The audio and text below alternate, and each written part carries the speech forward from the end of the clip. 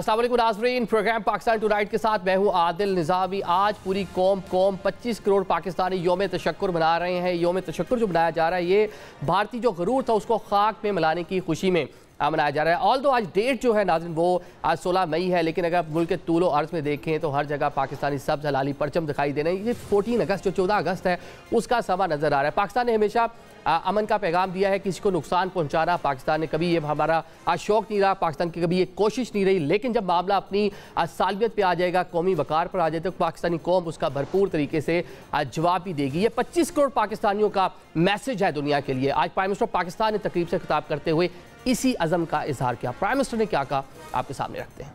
9 और 10 की रात को मेरी अफवाज पाकिस्तान के सिपा सलारों से मुलाकात हुई और उसमें तय पाया कि दुश्मन ने आखिरी हद भी पार कर दी। हमारी एक इंतहाई मुखलसाना ऑफर को पाया हकारत से ठुकराया है। चुनाचे 9 की रात को जो फैसला हुआ उसमें यह तय पाया कि हम इंशाअल्लाह 6 जहाज हम गिरा चुके थे। 6 जहाज गिराना उस दुश्मन के जो कि जनूबी एशिया में अपने आप को थानेदार समझता था, इन शाहीनों को जुर्रत अदा की और उन्होंने झपट झपट कर उनके राफेल भी मारे, उनको फेल भी किया, मिग भी गिराए, ड्रोन भी गिराए और ऐसा डरावना ख्वाब दिखाया कि क़यामत तक वो उस ख्वाब से निकल नहीं सकेंगे। ये भी आपने प्राइम मिनिस्टर को सुना। नाज़रीन, पाकिस्तान ने जिस तरह इन 4 दिनों में मार्का हक के दौरान पाकिस्तान जिस तरह जवाब दिया, पूरी दुनिया उसकी मौतरफ है, पूरी दुनिया उसकी तस्दीक भी कर रही है। बल्कि वो लोग, वो शख्सियात जो माजी में पाकिस्तान के हवाले से मनफी नोयत की बातें भी करते रहे हैं, लेकिन इस बार वो पाकिस्तान के दावों की, पाकिस्तान के मौक़िफ़ की तस्दीक कर रहे हैं और जो कोई भारतीय मौक़िफ़ है उसको बकवास करार दिया जा रहा है। क्रिस्टियन फेयर जो है, मारूफ जो है सिक्योरिटी एक्सपर्ट हैं, इन्होंने भारतीय दावों पर क्या कहा आपको सुनवाते हैं। Pakistan got its pound of flesh. It is 99% certain that India lost 2 aircraft, which were Rafale, and it's very probable India lost up to 5 aircraft. The Pakistan Army was the big winner of this crisis. Internationally, I would say India was a slight loser. Now, India's Director General of Air Operations, a gentleman called Air Marshal Bharti, that India has shot down an unspecified number of Pakistani Air Force planes. He claims he knows the number, but he's also refused to reveal it. How do you view this claim? As bakwas. There's no evidence for it. जी, आपने Christian fair को सुन लिया। किस तरह उन्होंने कहा कि भारतीय जो पूरा मौक़िफ़ है वो एक बकवास है। भारत ने अपना शौक पूरा कर लिया, पाकिस्तान ने उसका बाखूबी उसको जवाब भी दे दिया है। लेकिन अब सीज़ फायर की बातें हो रही हैं। ऑल दो बॉर्डर्स पे सूरत हाल इस टाइम नॉर्मलाइज हो रही है, चीज़ें बेहतरी की जानिब जा रही हैं। अमेरिका बात कर रहा है, डोनाल्ड ट्रंप जो हैं मिडल ईस्ट के दौरा पर थे, उन्होंने 5 से 6 मरतबा सीज़ फायर की बात की, दोनों में सालसी की बात की। तो दुनिया अमन की जानिब बढ़ने की बात करी और पाकिस्तान भी उस पर अमल पैरा है। लेकिन ऑन द अदर साइड जो भारतीय क़यादत है, ऐसा वो जो उसकी सुबकी हुई है, जो वहाँ पे एक मायूसी नज़र आ रही है, उसको काउंटर करने के लिए अपनी लोगों को कह लें कि पब्लिक गैलरी के अंदर अपने आप को दोबारा पॉपुलर रखने के लिए इस तरह के बयान दे रहे हैं। कह रहे हैं कि संदूर में अभी भी कुछ रंग बाकी हैं। तो अभी हम तो तैयार हैं, रंग बाकी हैं। जो भी अगर आखिरी मामला होगा पाकिस्तान उसका भरपूर तरीके से जवाब देगा। नाज़रीन, प्रोग्राम में सबसे पहले मेहमानों का तारुफ कराता चलो। हमारे साथ मौजूद हैं सेनेटर डॉक्टर अफनानुल्लाह खान साहब, रहनुमा पाकिस्तान मुस्लिम लीग नून के। फैसल फरीद चौधरी साहब हमें ज्वाइन कर रहे हैं, सीनियर लॉयर हैं, पाकिस्तान तहरीक इंसाफ से भी ताल्लुक़ रहा है। Major general retired Zahid Mahmood साहब हमारे साथ हैं, डिफेंस एनालिस्ट हैं। जमील अहमद खान साहब भी हमें ज्वाइन कर रहे हैं, साबिक सफारतकार हैं। मेरे साहब आपसे जनरल साहब शुरू कर लेते हैं। ये बता दें कि ट्रंप कोशिश कर रहे हैं कि सीज़ फायर हो जाए, हालात नॉर्मलाइज हो जाएं, लेकिन ऑन द अदर साइड जिस तरह के बयानात आ रहे हैं कि संदूर में अभी रंग बाकी हैं, कोई दोबारा से लगता है कि इंडिया की जानिब से दोबारा कोई एडवेंचर हो सकता है? जी, बिस्मिल्लाहिर्रहमानिर्रहीम। Adil, thank you very much for the invite और चौधरी साहब को और अफनान साहब को बहुत सलाम मेरी तरफ से। देखिए, presence of mind set Hindutva की मैं बात कर रहा हूँ, जब तक वो रहेगा ये कॉन्फ्लिक्ट तो रहेगा जी। एब्सेंशिया ऑफ वॉर के बावजूद कॉन्फ्लिक्ट इसलिए भी रहेगा कि जब तक हम पीस नहीं हासिल कर सकते। एब्सेंशिया ऑफ वॉर का ये मतलब नहीं है कि हमने पीस हासिल कर लिया। पीस तभी हम हासिल करेंगे जो बेसिक फंडामेंटल इशू है हमारा, जो कोर इशू है। जब तक रूट कॉजेज को हम एड्रेस नहीं करेंगे ये कॉन्फ्लिक्ट किसी न किसी शेप में आता रहेगा। सेकेंडली, देखिए उनकी जो प्रॉक्सीज की जो एप्लीकेशन है बलूचिस्तान में, खैबर पख्तूनख्वा में, कराची में, देख ले पूरे Pakistan, that is still on. और हमने जो पेपर्स भी आपने पकड़े हैं, रॉ के जो प्लान भी था उन्होंने ऑलरेडी उसमें मेंशन किया कि हमारे जो ऑलरेडी इस्टेब्लिश्ड एलिमेंट्स हैं बलूचिस्तान में वो भी एक्टिवेट हो जाएंगे। वॉर का प्लान तो उनका बहुत बड़ा था, बट अल्हम्दुलिल्लाह we have a new Pakistan. Pakistan की रिजिलियंस, पाकिस्तान का रिजॉल्व, पाकिस्तान ने देखे 4 बड़ी ज़बरदस्त चीज़ें पाकिस्तान ने की हैं। पाकिस्तान ने डिफाइंस शो कर दी है, पूरी दुनिया बिल्कुल। पाकिस्तान ने अपना डिफेंस के बाद डिफेंस करना दिखा दिया, आपको करके दिखा दिया, और उसी डिफेंस में आपने उनकी मिलिट्री को एम्बेरस कर दिया है। तीसरी चीज आपने दिखाई, आपने अपनी पोटेंशियल दिखाई है और थोड़ा सा भी झलक दिखाई है अपनी पोटेंशियल की। And fourth was the unbounded resolve of this nation. ये वो सारी चीजें थी जो वो गलत समझ बैठा था, मिसकैलकुलेशन कर बैठा था। तो ट्रंप कोशिश जरूर कर रहे हैं, लेकिन दिस मूडी माइंडसेट इसके होते हुए, but immediately I personally feel कि इमीडिएटली अब उसको एक और कासस बुलाए या reason for the war create करना पड़ेगा। जब तक वो फॉल्स फ्लैग एक नया इंसिडेंट नहीं होता तब तक वो इन हॉस्टिलिटीज को शुरू करे, मुझे नहीं लगता। और डीजीएमओज की भी जो बातचीत हो रही है उसमें उनकी तरफ से डीएस्केलेशन का जोर ज्यादा दिया जा रहा है, बल्कि उस पर काम भी शुरू हो गया है। देखिए उनकी आदिल अनफॉर्चुनेटली उनकी मिलिट्री, पाकिस्तान की मिलिट्री कैपेबिलिटीज और कैपेसिटीज को जानती है। They have been embarrassed. वो एक पॉज भी लेना चाहते हैं। They want to get out of this war immediately for some period at least. क्योंकि ये मोदी जो है ना, इसको अपनी आरएसएस की और अपनी हिंदुत्व की, अपनी या बीजेपी की वो मिलिट्री करके यूज करना चाहता है, जैसे उसने रॉ को यूज किया। डीप स्टेट की क्लासिक एप्लीकेशन हुई है और ये 4 दिन में भी एक क्लासिक बैटल देखी है। इतना आई मीन जो all the spectrums of the war, net centric में आप गए हैं, आप एयर में गए हैं, आप ग्राउंड पे गए हैं, मिलिट्री की हर फोर्सेस, तो उसमें आपने with in those 48 hours huge application देखी है। पिछली 4 जंगों से ये भारी कॉन्फ्लिक्ट था, इसकी इम्प्लीकेशंस बहुत ज्यादा थी। तो I think conflict is still, war is still on. एक इवेंट हमने मैनेज किया, बहुत अच्छा मैनेज किया है, और पूरी नेशन का रोल है जी इसमें। मिलिट्री तो होती ही होती है, but every citizen of Pakistan being the target responded extremely well and we have to build now on this कि हम आगे इसको लेकर कैसे ठीक है। अभी जिस तरह आपने एम्बैरसमेंट की बात की अफनान साहब, एक एम्बैरसमेंट है वहाँ पे, आवाम भी सीख पा है, बल्कि जिस तरह गम और गुस्से का इजहार इस बार जो मोदी सरकार के लिए वहाँ पे पब्लिक कर रही है, तो पब्लिक गैलरी के लिए कुछ इस तरह का दोबारा कोशिश कर सकते हैं, जिस तरह के बयान हम उनकी क़यादत के देख रहे हैं। जी बिस्मिल्लाह रहमान रहीम। देखें आज उनके जो डिफेंस मिनिस्टर हैं उन्होंने जो बात की है वो उससे बड़ा वाज़ेह है कि वो कह रहे हैं भी अब तस्वीर तो अभी बाकी है ऑपरेशन सिंदूर की, और हम दुनिया को भी वो तस्वीर दिखाएंगे।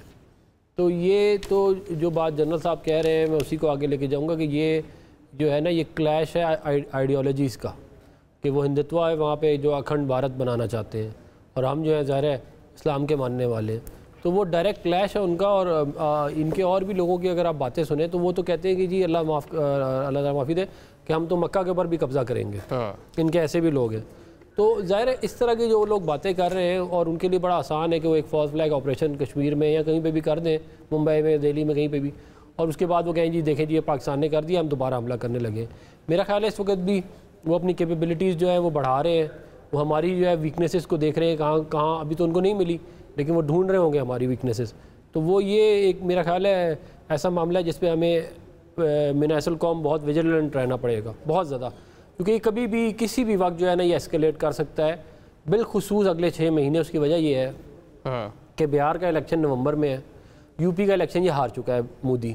अगर ये बिहार हार गया तो he is over, almost over. तो ये चाहेगा कि उससे पहले इसके पास कोई ऐसी चीज़ हो कि अवाम के पास जाए तो ये जीत सके। तो ये इस बात का इम्कान जो है वो मेरा ख्याल है कि रहता है। हालांकि अभी इस वक्त कम से कम इनको इस बात का तो अंदाज़ा हो गया है कि ये फ़ौरन कुछ नहीं कर पाएंगे, अगर करेंगे भी तो फिर जो अभी हुआ है फिर दोबारा वही होगा इनके साथ। तो ये मतलब जंग का खतरा साहब अभी हम कहें कि टला नहीं है, मौजूद है, हम विजिलेंट हैं उसके लिए, बहुत ज़्यादा विजिलेंट रहना चाहिए। तो वहाँ पे फेस सेविंग की कोशिश हो रही है वहाँ की जो गवर्नमेंट है, क्योंकि पब्लिकली जितना प्रेशर आ रहा है, तो दोबारा इस तरह की क्या लगता है आपको कि कोशिश हो सकती है? आदिल वो कहते हैं कि nothing fails like failure and nothing succeeds like success.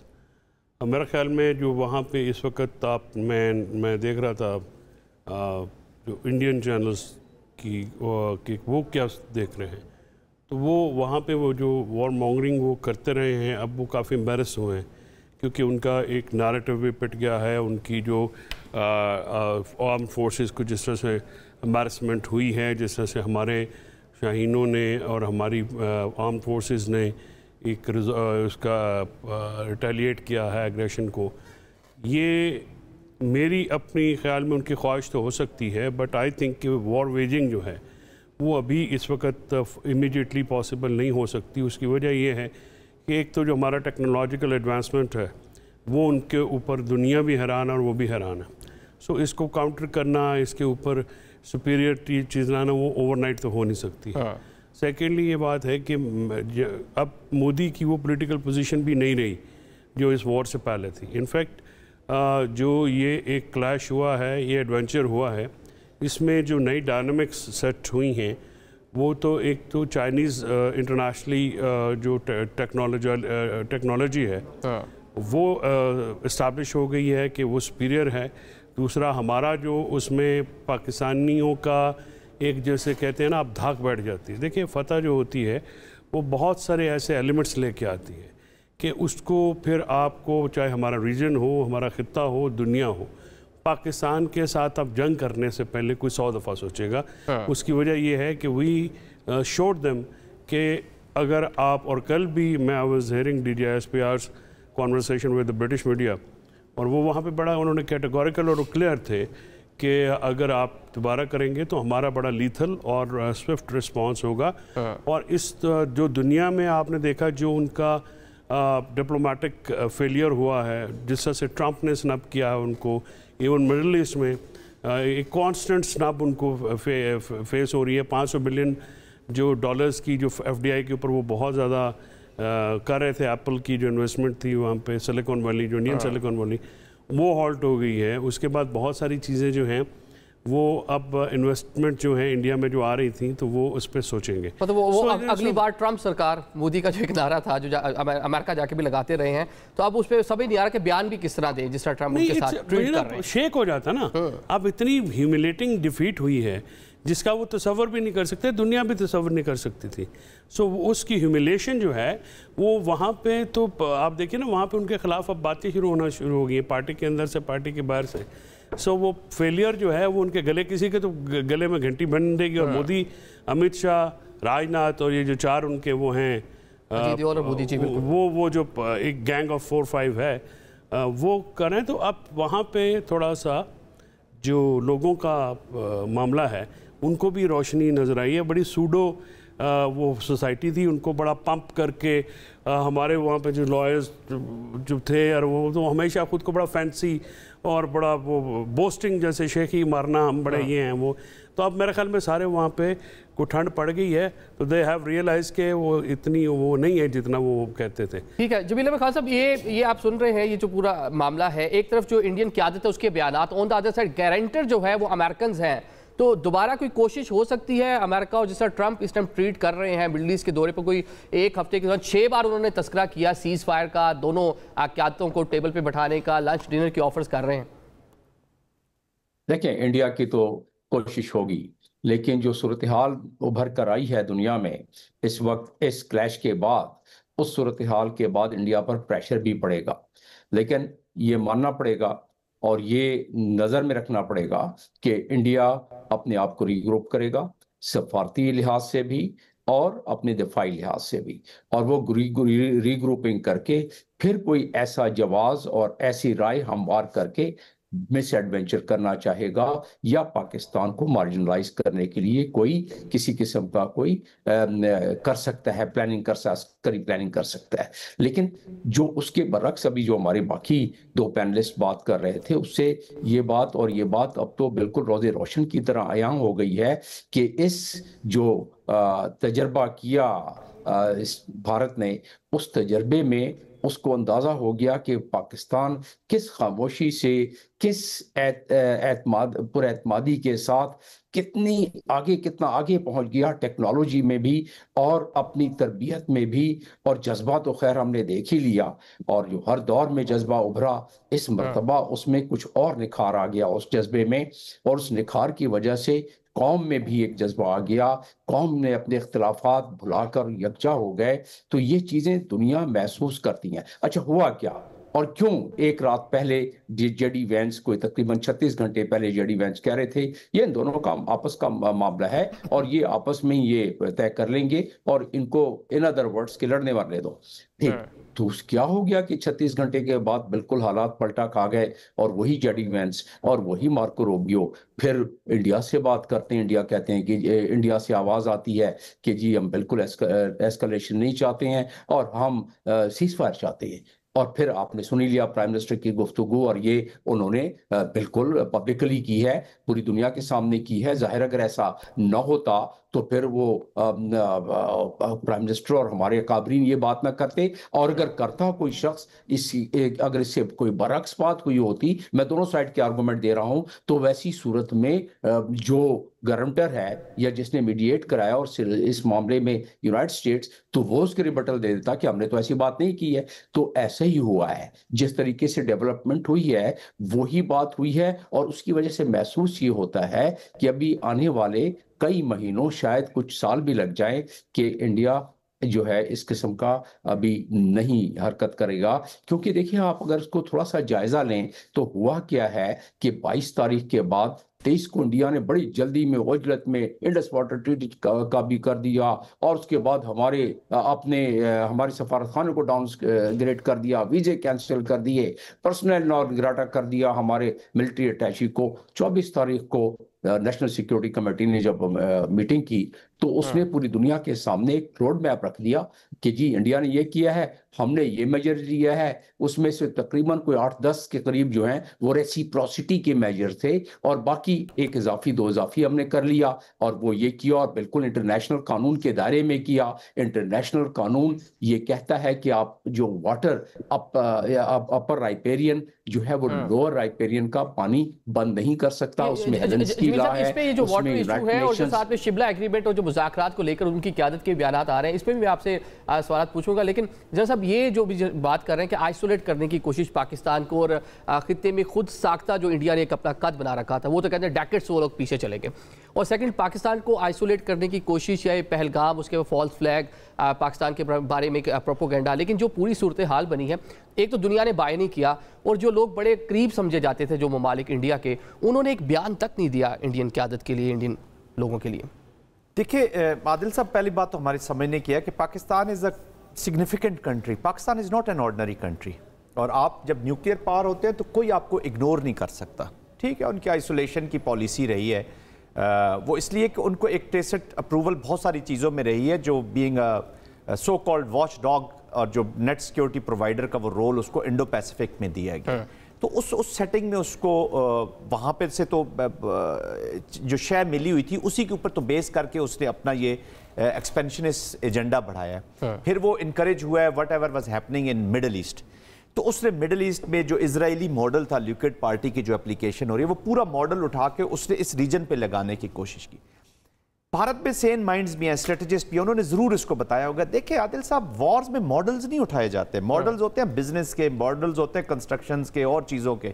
War में थ्योरीज होती हैं, और थ्योरीज की एप्लीकेशन डिफरेंट होती है। इस रीजन के एक एनवायरनमेंट है, पाकिस्तान का एक मजाज है, नेशन का मजाज है।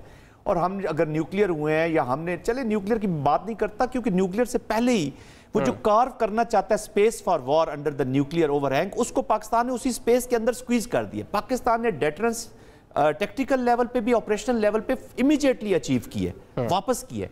तो वो स्पेस उसके बीच में नहीं है। बट हैविंग सेड दिस, देखिए पाकिस्तान जो है जी, वो दुनिया ने इसलिए उसको नहीं उसकी चीज़ें मानी कि दुनिया को पता था कि ये फॉल्स फ्लैग ऑपरेशन हो गया। पाकिस्तान लोगों को बताता रहता है कि ये चीज़ें होंगी, और आप दुनिया समझ, दिस इज 21st सेंचुरी। आप 5 मिसाइल मार रहे हैं अमृतसर में, खालिस्तान की आप बुनियाद रख रहे हैं, और आप समझे कि लोगों को पता नहीं चलेगा। आपका एक वो निकल गया, आपका मिसाइल रेंज पे नहीं जा रहा, वो अफगानिस्तान की तरफ जा रहा है। 57 फ्लाइट्स वर इन पाकिस्तानी एयर स्पेस, और इसको 4 टाइम्स कर लें जो इंडियन एयर स्पेस में होंगी। मैं तो कहता हूँ पाकिस्तान को अभी सेनेटर साहब बैठे हैं, गवर्नमेंट को चाहिए कि जितने मुल्कों की एयरलाइंस थी, जो मुसाफिर जिस कंट्री था, रीच टू देम कि जी आपके लोगों के लिए इस इररिस्पॉन्सिबल कंट्री ने खतरा पैदा किया। अच्छा, उसका इमीडिएट इफेक्ट देख लें कि उनकी हरकतों की वजह से जो ट्रंप ने पूरा ट्रेड को एज ए टूल यूज कर रहे हैं, उनकी पॉलिसी और जियो पॉलिटिक्स को और ट्रेड इकॉनमी को उन्होंने मिला दिया। तो जियो पॉलिटिक्स में अभी उनको रिड्यूस टू साइज।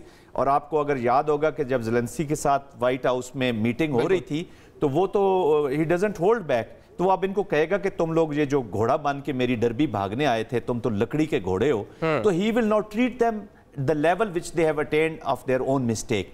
पाकिस्तान का स्टेचर बड़ा है, पाकिस्तान एक रिस्पॉन्सिबल न्यूक्लियर स्टेट के तौर पर स्टेट्समैनशिप नजर आई है। यहाँ पे कौम ने पूरी रिस्पॉन्ड किया है कि ये जो चीजें समझ रहा था कि अंदर से हो गई हैं पाकिस्तान को, उसने तो वो पाकिस्तान ने रिस्पॉन्ड किया। तो Pakistan is a country to be reckoned with. और फिर जो चाइना को देखें, इसी एनवायरनमेंट से उन्होंने अरुणाचल प्रदेश में जो 27 प्लेसेस इंक्लूडिंग 2 रिवर्स, तो उस वो रिवर्स का भी उन्होंने नाम अपने रख लिए हैं। तो वो ज़रा ये भी इशारा इसके लिए चला जाना चाहिए कि जो हम इंडस वाटर की हम जब बात करेंगे तो now we need to create alliances, अपनी बेहतर करनी है, स्ट्रेटेजिक पार्टनरशिप में जाना है, बीइंग और फिर रेलेवेंट रहना है अमेरिका के लिए भी, क्योंकि अमेरिका के बगैर भी रीजन की जो एप्लीकेशन, और अमेरिका आपको कदर कर रहा है क्योंकि वॉर ऑन टेरर और जो अफगानिस्तान की नई शक्ल आ रही है, आपको अमेरिका को पूरी दुनिया की स्टेबिलिटी के लिए without Pakistan they can't apply.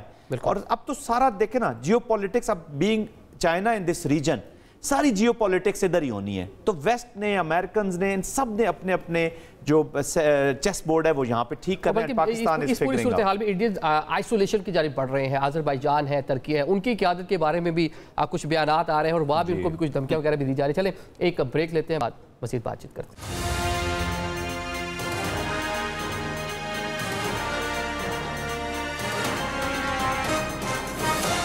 Welcome back after the break. Programme के सिलसिले को आगे बढ़ाते हैं। ब्रेक से पहले हम इंडियन आइसोलेशन की बात कर रहे हैं। डोनाल्ड ट्रंप जो है उन्होंने भी खासे हार्ड किस्म के बयान जो इंडियन को सूट नहीं करके इस तरह के बयान है। चाइनीज़ जिस तरह से उन्होंने भी काफ़ी अरसे बाद कुछ ऐसी चीज़ें जो माजी में नहीं की थी, उन्होंने भी मौका गनीमत को जानते हुए इस पूरे मामले को उन्होंने भी कुछ कदम आगे बढ़ाए हैं। अच्छा फरहान साहब, अमेरिका ने एक जो सालसी की पेशकश की है, ऑल दो इंडिया तो उसको एक्सेप्ट नहीं करेगा, वो कहते हैं जी हम शिमला अकॉर्ड के तहत हम ये सारी चीज़ें नहीं कर सकते, लेकिन जिस तरह उन्होंने इंडस वाटर ट्रीटी को सस्पेंड कर रखा है, हमने भी ऐलान किया था कि हम शिमला जो अकॉर्ड है उसको हम सस्पेंड कर दें, उसके बाद तो एक सालिस की गुंजाइश पैदा हो जाती है। जी बिल्कुल, ज़ाहिर है। देखें, अगर हिंदुस्तान इंडस वाटर ट्रीटी को रिस्पेक्ट नहीं करेगा जो उनके वज़ीर आज़म ने साइन की थी, तो फिर हमें क्या ज़रूरत है कि हम शिमला एग्रीमेंट को जो है वो ऑनर करें। ये म्यूचुअली क्या कहते हैं होता है ना, म्यूचुअल होता है ये मामला। अगर वो ऑनर नहीं करते तो फिर हमें भी कोई ज़रूरत नहीं है और सालिस की भी गुंजाइश मौजूद है। और देखें, जो प्लेबिसाइट वाला मामला था यूनाइटेड नेशंस के करारदाद के मुताबिक, वो जो है उसके ऊपर हमें लेके जाना चाहिए। कश्मीर के जो लोग कहते हैं हमें कबूल है, जो भी वो कहेंगे हमें कोई वो नहीं है। तो और दूसरा ये है कि देखें, हमें ये बात दूसरी ध्यान में रखनी चाहिए कि जब 1965 की वॉर हम जीते थे तो हिंदुस्तान को बहुत तकलीफ़ हुई थी, तो उन्होंने उस वक्त से बदला लेने का प्लान बना लिया था और फिर उन्होंने 1971 में हमसे बदला लिया। तो ये बदला अभी जो इनके लोग, मैं इनके जो पॉलिसी मेकर्स और ये उनको मैं सुन रहा हूँ ना, जितने मैं इंडियन मीडिया को भी देखता हूँ, तो वो कुछ लोग तो बिल्कुल मतलब पागल हो चुके हैं। आपको मैं बता रहा हूँ, बिल्कुल जैसे कहते हैं ना, अजीब अजीब बातें कर रहे हैं। हम हंसेंगे नहीं जब तक पाकिस्तान से बदला नहीं लेंगे, जब तक पाकिस्तान से चीखों की आवाज़ नहीं आएंगी, लाहौर से, इस्लामाबाद से, गुजरावाला से हम जो है वो हंसेंगे नहीं। इस तरह के वो पागलपनों वाली क्या कहते हैं बातें कर रहे हैं। और लेकिन अल्लाह ताला की मेहरबानी से इनके जो प्लान थे वो सारे के सारे जो है वो दीवारों में टकरे मार रहे हैं। आप तो इस सिचुएशन यहाँ तक पहुंच गए। आप मुझे बताएं ना, 25-30 साल लगा के इनक्रेडिबल इंडिया उन्होंने बनाया, जिसमें उन्होंने दुनिया को ये कहा कि पाकिस्तान हमारे करीब भी नहीं आता, हम पाकिस्तान को इक्वल, हम पाकिस्तान को तसव्वुर, हम इस इमेज वो ही नहीं करते कि ये कोई चीज़ है पाकिस्तान, और हमने उनको लंबा डाल दिया बिल्कुल ही। तो अब आप जब ये होगा तो वो इनक्रेडिबल इंडिया तो ख़त्म हो गया ना। हम चौधरी, मैं आपको बिल्कुल बता रहा हूँ, दुनिया कहती है कि पाकिस्तान चौधरी है, चौधरी ये नहीं है। उसकी वजह ये है कि जो जीतेगा वो चौधरी बनेगा ना, जो हारेगा वो तो नहीं बनेगा। तो वो तो अल्लाह ताला ने हमारी बड़ी इज़्ज़त रख ली, और हमारे जो इन लोगों ने शहादतें दी उनको मैं खराज तहसीन पेश करना चाहता हूँ। तो ये जो है अल्लाह ताला की तरफ से दी गई भी इज़्ज़त है। अब हमें इसको संभाल के रखना चाहिए और हमें बड़ा विजिलेंट रहना चाहिए, क्योंकि ये दुश्मन हमारा बड़ा बहुत वो है, इसके अंदर ऑनर नहीं है, और ये मक्कार है, और ये वो मुंह में राम बगल में छुरा वाला सीन है इसका। तो साहब, आप सीनियर कानूनदान भी हैं, सालिस का होना बड़ा ज़रूरी है कि कोई बैठ के फैसला करा सके, क्योंकि हमने देखा है कि 77 ईयर्स गुजर चुके हैं, मसला कश्मीर है और बहुत से मामला हैं जो हल तलब हैं, बातचीत के लिए बैठे भी हैं, कई बार कुछ नताइज निकले नहीं। तो इस पूरी सूरत जिस तरह अमेरिका ऑफर कर रहा है सालिसी की, या कोई और कंट्री बीच में बैठ के कोई न्यूट्रल वेन्यू के ऊपर कोई बैठ के इस पूरी चीज़ को मॉनिटर करे और बताए कि कौन गलत है कौन ठीक है, इसके बगैर मामला आगे तो नहीं बढ़ेंगे। डेफिनेटली ये बात करनी पड़ेगी। इसके साथ इंडस वाटर ट्रीटी है। ये तो मेरी तो जो as I look at it, maybe हमें एग्रेशन करनी पड़े अपने पानी के लिए। हम जिम्मेदार लोग हैं, हम तो अपना खाले के ऊपर, मोगे के ऊपर कत्ल भी बड़े हो जाते हैं हमारे, तो हम तो पानी को बड़ा सीरियस लेते हैं, because it's life and death for us. और अगर ये यहाँ पे नहीं किया, और उनका तो जो इस वक्त जो बिहेवियर है या एक हिस्टेरिया उधर क्रिएट हुआ, वो तो समझ में इसलिए आता है कि डोमेस्टिक पॉलिटिक्स का प्रेशर बहुत ज़्यादा, अपनी इमोशन उन्होंने बहुत हाई कर दिया। वो हॉलीवुड की फिल्म ही बना दी उनके मीडिया ने, मतलब किला सैफुल्लाह के ऊपर जो है नेवल बेस, ऐसा मेरीन बेस तबाह कर रहे हैं। मतलब लाहौर में बंदरगाह है। नहीं, इससे आप अंदाज़ा लगाएं ना कि इंडियन पब्लिक कितना बेवकूफ़ बनाते हैं, और वो बेवकूफ़ बनते हैं। और इसके बाद जो साउथ ईस्ट एशिया में इंडियन हेजेमनी का ड्रीम था वो शटर हुआ है। तो उनका जो इनक्रेडिबल इंडिया का, बिल्कुल अफरान साहब ने सही कहा कि वो एक पूरा ड्रीम है, वो एकदम से टूट गया है। उसका फिर जो उसका रिएक्शन है वो आप देख रहे हैं। तो अब कश्मीर वाला जो इशू है इसको रिजॉल्व किए बगैर, तो ये रूट कॉज है दोनों ममालिक के दरमियान। देखिए, अब दुनिया में जो एक अच्छी बात हुई है वो है कि वाशिंगटन या वेस्ट में प्रो वॉर लीडर नहीं है। पहले अमेरिका के जो जॉर्ज बुश थे या ओबामा, विच जो कि he has proven himself as the most, मैं समझता हूँ कि उन्होंने जितनी जंगें उन्होंने इम्पोज की दुनिया के ऊपर, और जब अमेरिका की जंग होती है तो फिर दुनिया पे बड़ा इफेक्ट पड़ता है। उसके बाद ये जो आए थे स्लीपी जो विल्सन, उनका भी जो अपना था मामला, जो बाइडन सॉरी, वो जो हैं उनको ने भी वॉर। तो ये जो ट्रंप का एक जो दुनिया को फ़ायदा जो मुझे नज़र आ रहा है कि वाशिंगटन की जो डिप्लोमेसी है उसमें एंटी वॉर सेंटिमेंट आया है। और वो ट्रेड वॉर्स तो चलती रहती हैं। तो जो उन्होंने कल भी जो कतर की मैं सुन रहा था when he was talking to US base के ऊपर जो उनका ट्रुप्स के साथ, अपने ट्रुप्स के साथ, तो उन्होंने कहा कि उनका जो प्रायोरिटी है वो कॉन्फ्लिक्ट स्टार्ट नहीं करना, उसको रिजॉल्व करना है। So that's a very positive approach, and this directly जो है ना ये मुतसादिम है इंडिया की अप्रोच से, बिकॉज इंडियंस जो हैं वो वॉर मॉन्गर्स हैं, वो जिंगोज़म के ऊपर बिलीव करते हैं। वेराज जो दुनिया की सुपर पावर है, जो दुनिया चलाते हैं, वहाँ पे एक ऐसा शख्स आया, और अमेरिकन प्रेसिडेंट वो प्रेसिडेंट होता है, वो हमारी तरह वो नहीं होता, सेरेमोनियल पोस्ट नहीं है, वो बड़ी इफेक्टिव पोस्ट है और एक सिस्टम है वहाँ पे। डेफिनेटली वहाँ पे भी पेंटागन और इनका बड़ा इफेक्ट होता है। तो वहाँ पे एक चेंज है। तो मैं समझता हूँ कि ये चेंज इंडिया को चैलेंज करती है, हमें नहीं करती, बिकॉज हमने तो इस एग्रेशन के दौरान भी बड़ा एक हमारा जो आई मस्ट से कि जिस तरह से हमने उसको डील किया, मीडिया नैरेटिव, हमारी briefings from the day one, Pakistan been very serious. 3 star generals आके तीनों फोर्सेस के जो हमारी हैं वो आके टॉप नॉच जो ब्रीफिंग थी, उसकी क्वालिटी, उसकी इंफॉर्मेशन फैक्चुअल, फिर हमारा मीडिया भी ज़ाहिर है वहाँ से गाइड होता है। तो अनलाइक उनके, फिर उसके बाद ये है कि हमारी डिप्लोमेसी, और हमने हमेशा अमन की ख्वाहिश का इज़हार किया।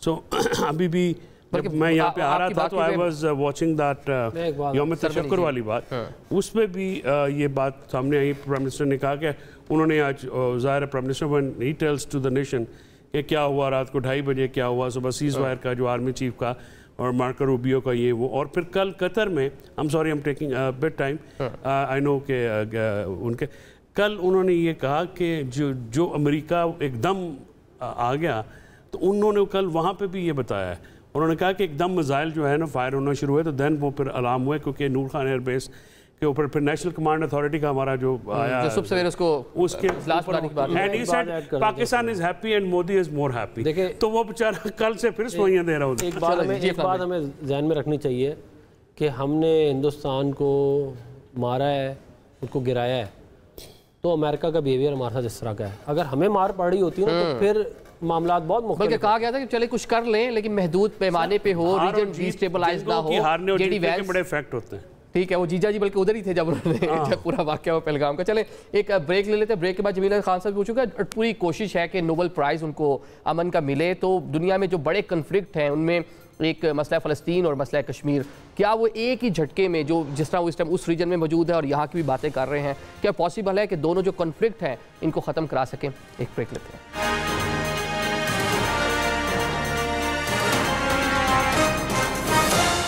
Welcome back after the break. Programme के सिलसिले को आगे बढ़ाते हैं। जमीला खान साहब, हम देख रहे हैं जिस तरह 77 ईयर्स गुजर चुके हैं। मसला फ़लस्तीन और मसला कश्मीर दुनिया के दो हल तलब मसाइल हैं। तो अमेरिकन प्रेसिडेंट दोनों पर बात कर रहे हैं। वहाँ भी कोई फार्मूला इब्राहिमी एकॉर्ड उसकी बात कर रहे हैं, यहाँ भी सालसी की बात कर रहे हैं, क्योंकि उनका जो ख्वाब है, कोशिश है उनकी कि अमन का नोबेल प्राइज़ उनको मिल सके। तो क्या मुमकिन है कि ट्रंप इन दोनों जो कॉन्फ्लिक्ट्स हैं जो एक तवील अरसे से चलते आ रहे हैं इनको ख़त्म करा सकें? देखें, कोशिश जिस तरह जारी है, और बल्कि इसमें कुछ चीज़ें बाहर भी आ गई हैं पब्लिकली कि ट्रंप बिल्कुल उस कोशिश में है कि नोबेल प्राइज़ के लिए वो नॉमिनेट हों। अपनी इन काविशों और कोशिश की वजह से कश्मीर के मामले में उन्होंने खुद ये दुनिया का सबसे पुराना और सबसे ख़तरनाक किस्म का एक डिस्प्यूट है, और जो सबसे पुराना सिक्योरिटी काउंसिल के उस पे एजेंडे पे सबसे पुराना डिस्प्यूट भी है। ये 15 के करीब सिक्योरिटी काउंसिल के रेजोल्यूशन पास हो चुके हैं। रेजोल्यूशन नंबर 47 पहला था, जिसके तहत प्लेबिसाइड, जिसका जिक्र हो चुका पहले होना था, और जिसके तहत मिलिट्री ऑब्जर्वर लगे और जिसके तहत बाकी तमाम चीजें करनी थी, वो अब तक अमल नहीं हुआ। इंडिया 15 के 15 जितने भी रेजोल्यूशन हैं उसके वायलेशन कर रहा है, उस पर कोई अमलदारी नहीं हो रही है। इस वक्त दुनिया में सबसे बड़ा फ्लैश पॉइंट ये है, और कश्मीर वो सबसे बड़ा मसला है। और दूसरी बात ये है कि जो 48 सालों का जो कोल्ड वार थी, उसमें कभी आमने सामना इस तरह की कोई सोवियत यूनियन और अमेरिका के दरमियान में नहीं थी। एक दफा क्यूबा के सामने आमने सामने हुए, 13 दिन में उनको वापस चले गए और शांति हो गई और अमन अमान हो गया। यहाँ दुनिया को पता है कि अभी अभी एक आर्टिकल आया है प्रोफेसर ब्रायन कोलोराडो यूनिवर्सिटी के, और उन्होंने इसकी मॉडलिंग की है कि अगर खुदा न खास्ता दुनिया में कहीं भी कोई न्यूक्लियर मामला आ जाता है तो उससे दुनिया का मौसम तब्दील हो जाता है, वबा फैल जाती है, कंटेमिनेशन हो जाती है, लोग बीमार पड़ना शुरू कर जाते हैं, कहत शुरू हो जाती है, और वो कहते हैं कि 1 से 1.5 बिलियन के करीब लोग इससे अल्टीमेटली फौत हो जाएंगे। ये बताएं कि न्यूट्रल वेन्यू कौन सा हो सकता है अगर दोनों कंट्रीज में बैठना है? जो यूक्रेन वाला मामला, कश्मीर वाला मामला जब दोबारा मंजर आम पर अब आ गया है, तो इसको अक़वाम मुत्तहिदा के चैप्टर 7 के तहत अगर इसका हल आ जाता है, जो कि इब्तिदा शुरू हो गई है, लोगों ने सोचना शुरू कर दिया है कि this is a nuclear dagger on the neck of the humanity, ये लिखा गया है। तो मतलब जो 5 अगस्त 2019 का जो इंडिया का एक मंसूबा था और जिस तरह दुनिया के सब उसको प्रोजेक्ट कर रहे थे, वो तो सब वो खत्म हो गया। ठीक है अफराज साहब, हमने देखा इस पूरी सूरत हाल में बड़ी एक पॉलिटिकल जो हारमनी की पाकिस्तान के अंदर जरूरत थी, जिसका एक फुकदान पाया जा रहा था तवील अरसे से, वो हमने देखी इस पूरे मामले पे। अभी बल्कि चौधरी साहब भी बात कर रहे हैं और कह रहे हैं मेरे वज़ीर आज़म, जनाब वज़ीर आज़म पहले नहीं मानते थे, हमने एक नेशनल यूनिटी देखी। लेकिन इस पूरे मामले में अज़मा बुखारी साहब का एक बयान आता है कि मियाँ साहब इस पूरे मामले की निगरानी करते। चलिए ये मुझे बता दें कि ऑपरेशन की रात एक तो मियाँ साहब कहाँ थे, क्योंकि पीटीआई के दोस्त इस पर बात करें, पूछ रहे हैं। और सामो पीटीआई के लोग यही कह रहे हैं गंडापुर साहब इस्लामाबाद डी चौक से गए थे, 16 ज़िले क्रॉस करके केपी के असम्बली पहुंचे थे, किसने यकीन नहीं किया था उनकी बात पे। तो अभी जो बयानात आपकी क़यादत की जानिब से आए हैं उनसे रिलेट करके उस पर पीटीआई यकीन नहीं कर रही। लेकिन कोई किसी बात पर यकीन करता है नहीं करता, उसका तो मैं ज़रा कुछ नहीं कर सकता। लेकिन मियाँ नवाज शरीफ साहब जो हैं वो तकरीबन आप समझ लें 3 या 4 मई से जो है वो इस्लामाबाद में प्राइम मिनिस्टर हाउस में ही थे। अच्छा, ये सारा कुछ जो है उनके सामने हो रहा था, और वो ज़ाहिर एक क्रिटिकल सिचुएशन थी मुल्क के लिए। तो और वो लीडर हैं पाकिस्तान के, बहुत बड़े सियासी लीडर हैं, 3 दफ़ा वज़ीर आज़म रह चुके हैं। तो वो अपनी जो इनपुट, जो उनकी सिफारतकारी में इनपुट दे सकते थे, जो उनके कनेक्शंस थे, वो सारे इस्तेमाल करके वो जो भी कर सकते। हर कोई अपनी अपनी जगह पे लगा हुआ था। हमारी अफवाज अपनी जगह पे लगी हुई थी, सिफारती अपने लगे हुए थे, हर कोई अपनी जंग लड़ रहा था, मीडिया पे लगा था, जंग चल रही थी। तो वो उन्होंने अपनी इनपुट बिल्कुल उसके अंदर दिए। देखें, और ये बात आप ध्यान में रखें कि जो बड़े फैसले होते हैं ना, मैं आपको वैसे एक बात बता रहा हूँ, वो मियाँ साहब ही करते हैं, ये आप ध्यान में रखें। ठीक है, जो डे टू डे अफेयर्स है वो नहीं उसमें इंटरफेयर करते, लेकिन अगर कोई बड़ा मसाइल हो तो वही उनके हाथ में होता है मामला। अच्छा, प्राइम मिनिस्टर ने उस तरह से जब बात की तो साहब वो ये लगा कि पंजाब गवर्नमेंट ने जो बात की प्राइम मिनिस्टर उसको निगेट करे। चलें एक सियासी वो देखें, हम अफवाज से कोई क्रेडिट तो नहीं ले सकते, उन्होंने अपना काम करना है, वो मैं ये तो कह ही नहीं रहा, उन्होंने अपना काम किया है और बहुत अच्छा किया है। लेकिन पॉलिटिकल लीडरशिप ने अपना काम करना था, अफवाज ने अपना काम करना था। देखें, आपने उनको एक ये मैंडेट देना है ना आपने अफवाज को कि ये करना है, मैंडेट तो पॉलिटिकल लीडरशिप देगी ना, उसके अंदर फिर उस मैंडेट में उन्होंने काम तो उन्होंने करना है, हमने तो नहीं क्या कहते हैं जंग तो। अच्छा साहब, आपने भी हम पॉलिटिकल जो थोड़ा सा एक मामला है पाकिस्तान तहरीक इंसाफ के अंदर भी कुछ चीज़ें इस तरह की शुरू हो गई हैं, एक तो मुज़ाकरात की बातें हैं, लेकिन दूसरी साइड पे जो पार्टी के चेयरमैन हैं उनके लिए अलीमा खान साहब कह रही हैं कि कौन गोहर, तो मतलब एक तो शरीफ आदमी, उन्होंने जवाब नहीं दिया। अगर आपको कहा जाता कौन फैसल चौधरी तो शायद उसी कोई रदीफ काफिया मिला के कोई जवाब देंगे, वो शरीफ आदमी जवाब नहीं। तो क्या चल रहा है इस टाइम पीटीआई में आपके मुताबिक? पहली बात तो ये है कि मेरा वज़ीर आज़म या किसी का वज़ीर आज़म मैंने कोई नहीं कहा। मैं इस मौके पे कोई ऐसी बात करना नहीं चाहता जिससे ये तासुर जाए कि कौम तकसीम है। बाकी हम इस हुकूमत को मानने को इसका मैंडेट तस्लीम नहीं करते, ये ऑन रिकॉर्ड है। We do not consider them legitimate government. लेकिन इस बार आपने वो पहले पीछे फॉर्म 47 नहीं ना लगाया आपने, वज़ीर आज़म कहा तो उसकी वजह है कि पाकिस्तान का मसला है ना। जब पाकिस्तान का मसला आएगा तो फिर मैं पीछे चला जाता हूँ, मेरी सियासत पे तो चली जाती है। पाकिस्तान आ जाता है ना पहले, जब पाकिस्तान आता है तो फिर हर चीज़ ऑफ हो जाती है। सो ये दूसरी बात यह है कि मियाँ साहब जहाज़ वेल्ड कर रहे हैं अकॉर्डिंग टू नून लीग। मैंने पहले भी अर्ज़ किया था पोलिटिसाइज ना करें, बहुत बड़ी कौमी जीत है। इसको फजूल उन्होंने बयान दिया, उसको शहबाज शरीफ साहब ने क्लियर किया, नाउ मूव फॉरवर्ड, क्योंकि वो लाजमी है। मियाँ नवाज शरीफ साहब ने कुछ भी नहीं किया और पूरी जंग में भी वो खामोश रहे, उनकी बेटी भी खामोश रही। अब आके उन्होंने वो गोंगलुओं से मिट्टी झाड़ने की कोशिश की है। नाउ कमिंग टू पीटीआई, देखिए पीटीआई का एक अलमिया है। पीटीआई का प्रॉब्लम यह है कि पीटीआई की जो बाहर की आदत है, दे फेल टू रियलाइज़ कि जो पॉलिटिक्स होती है ना वो डे टू डे अफेयर होता है और रोज़ाना आपको एक स्ट्रेटजाइज करनी पड़ती है। रोज़ाना आपको एक, अब जो ख़ासकर ये जो पिछले सैटरडे के बाद और 6 और 7 को जो अटैक हुआ है, पाकिस्तान के तूल अर्ज़ में एक जो नैरेटिव था या जो एक चीज़ थी वो बदल गई है।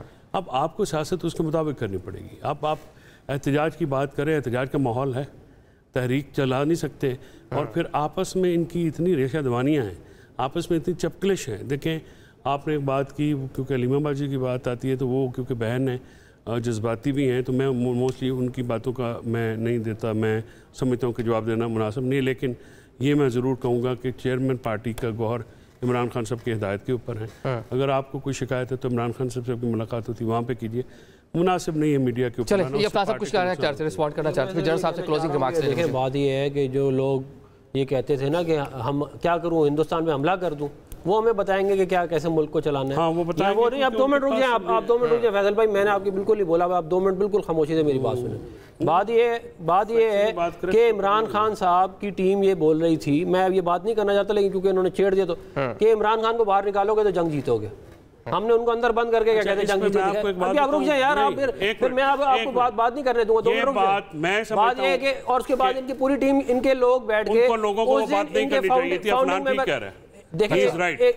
उस वक्त जब ये बात हो रही थी, खान साहब ने खुद रिहाई की बात की, इनकी टीम को भी थोड़ा होश करना चाहिए। मेरी गुजारिश सुन लें। दूसरी बात ये है कि इनके फाउंडिंग मेंबर ये कह रहे थे कि फैसल मस्जिद जल रही है। मैंने आपको ट्वीट पढ़ा देता हूँ इनकी। वो तो यार इनके लोग ये कह रहे थे इस्लामाबाद में सायरन बज रही है, ये बाकायदा इंडिया का नैरेटिव हमारे लोग नहीं प्रोपेगेट कर रहे थे। मैं आपको ट्वीट दिखा सकता हूं। कुछ इस तरह की चीजें जब भी पूरा मामला हुआ तो फिर बात ये है कि मुतहद नजर आई, लेकिन बाद में जो बयानात आ रहे हैं जिनका लीडर उसके हाथ में कुछ है नहीं, चले जिनके लीडर के हाथ में कुछ है नहीं, वो दूसरों को भाषण दे रहे हैं, करना क्या। खतरात अभी भी मौजूद है। 1 मिनट में बता दें कौम किस तरह अभी भी मुतहद रहे। जी देखिए, ये जो इवॉल्विंग सिचुएशन है, वॉर इज, जैसे मैंने पहले कहा कि वॉर इज स्टिल ऑन, और ये एक इवेंट को हमने मैनेज किया बहुत अच्छा। अभी हमने देखे मोदी के इस माइंडसेट के साथ हॉस्टिलिटी मैनेजमेंट बहुत ज़रूरी है, and war is a political process. जब तक पाकिस्तान में पॉलिटिकल लीडरशिप अपनी इस वॉर को लेकर नहीं चलेगी, मिलिट्री एक उसका इंस्ट्रूमेंट है, एक हद तक आप यूज़ करते हैं, वो एक हद तक आपको ऑब्जेक्टिव्स लाग। आज पाकिस्तान के अल्हम्दुलिल्लाह मिलिट्री इंस्ट्रूमेंट ने आपको बेहतरीन नोशन ऑफ विक्ट्री ला के दे दी है, जिसके बीच में, और उसके साथ साथ नॉट ओनली मिलिट्री असेंडेंसी, उसके साथ साथ जो डिप्लोमेटिक और पॉलिटिकल असेंडेंसी इस वक्त आपको हासिल है। इस वक्त बहुत ही हमें क्राफ्टली आगे चलना होगा। और ये देखें ना, पिछली क्राइसिस आई थी, पाकिस्तान तहरीक इंसाफ की हुकूमत थी, ये क्राइसिस आई है, नवाज शरीफ की हुकूमत है, एवरीबॉडी इज इन पावर। अगला तो ये माइंडसेट रहना है, ये लॉन्ग ड्रॉन वॉर है जी, लॉन्ग ड्रॉन, और ये चीजें चेंज होती रहेंगी। आज आया नहीं, बड़ी आपने अच्छी बात की कि ये एक लंबी जंग है और इस टाइम 25 करोड़ पाकिस्तानी जो है यकजा है, मुत्तहिद हैं दुश्मन के खिलाफ। अब जो दीगर महाज हैं, खारजा पॉलिसी है, आपकी इकॉनमी है, इंटरनल पॉलिटिक्स है, ये टाइम आ गया कि उसमें भी बेहतरी लेके आए, क्योंकि ये दुश्मन जो है ये आपके साथ यूँ नेबर है, चलता रहेगा। कभी भी कुछ भी इस तरह का दोबारा से एडवेंचर मिस एडवेंचर की कोशिश कर सकता है। आज के प्रोग्राम से हमें इजाज़त दीजिए, अल्लाह हाफिज़।